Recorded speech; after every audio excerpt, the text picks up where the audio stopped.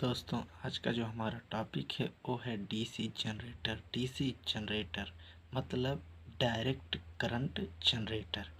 ठीक है, आज हम इसके बारे में चर्चा करेंगे कि जनरेटर क्या होता है या किस सिद्धांत पर काम करता है, जनरेटर के कौन कौन से भाग होते हैं, वह किस चीज़ के बने होते हैं। तो चलिए वीडियो को स्टार्ट करते हैं। जनरेटर जनरेटर किसे कहते हैं? हम सिंपल सी एक लाइन में अगर कहना चाहें तो ऐसा यंत्र व मशीन मतलब ऐसी मशीन जो मैकेनिकल ऊर्जा को इलेक्ट्रिकल ऊर्जा में बदल देती है।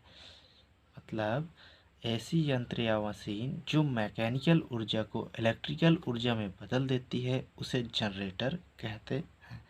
जनरेटर अगर हम ये बात करें कि यह किस सिद्धांत पर काम करता है, तो जनरेटर जो होता है वो फैराडे के इलेक्ट्रोमैग्नेटिक इंडक्शन के सिद्धांत पर कार्य करता है। ये बहुत ही इम्पोर्टेंट पॉइंट है। ये बहुत ही इम्पोर्टेंट, बहुत ज़्यादा इम्पोर्टेंट पॉइंट है। यह फैराडे के इलेक्ट्रोमैग्नेटिक इंडक्शन के सिद्धांत पर काम करता है।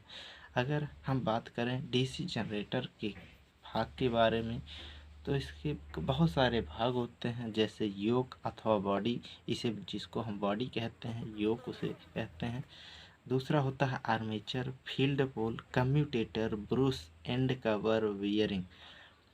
तो अगर योक अथवा बॉडी के बारे में अगर हम आपको बताएं, जो जनरेटर का बाहरी पार्ट होता है, जो जनरेटर का बाहरी पार्ट होता है वो योक अथवा उसे बॉडी कहते हैं। ठीक, या नॉन मूविंग पार्ट होता है। जो योक अथवा बॉडी होता है ये नॉन मूविंग पार्ट होता है जनरेटर का।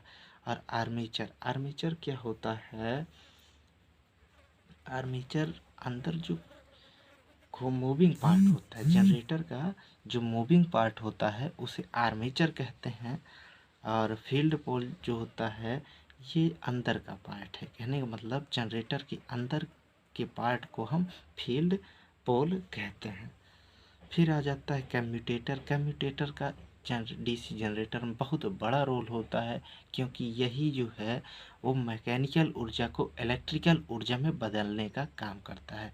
यानी कि कम्यूटेटर बहुत बड़ा रोल निभाता है हमारे डीसी जनरेटर में। यही जो है मैकेनिकल ऊर्जा को इलेक्ट्रिकल ऊर्जा में कन्वर्ट करने का काम कम्यूटेटर करता है।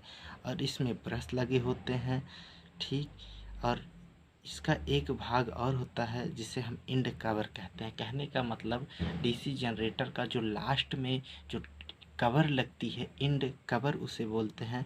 इसमें बियरिंग भी रहती है। बियरिंग क्या करती है? डीसी जनरेटर को चलने में मतलब मूव करने में बियरिंग जो होता है, बियरिंग का जो काम होता है वो मूव करने में थोड़ा सरलता प्रदान करती है, आसानी से मूव करता है। कहने का मतलब जो डीसी जनरेटर का रोटर होता है, आर्मेचर होता है, वो बियरिंग के सहारे खूब आराम से मूव कर लेता है। तो आई होप आपको इतना चीज़ें समझ में आई होगी। तो मिलते हैं नेक्स्ट वीडियो में अपने।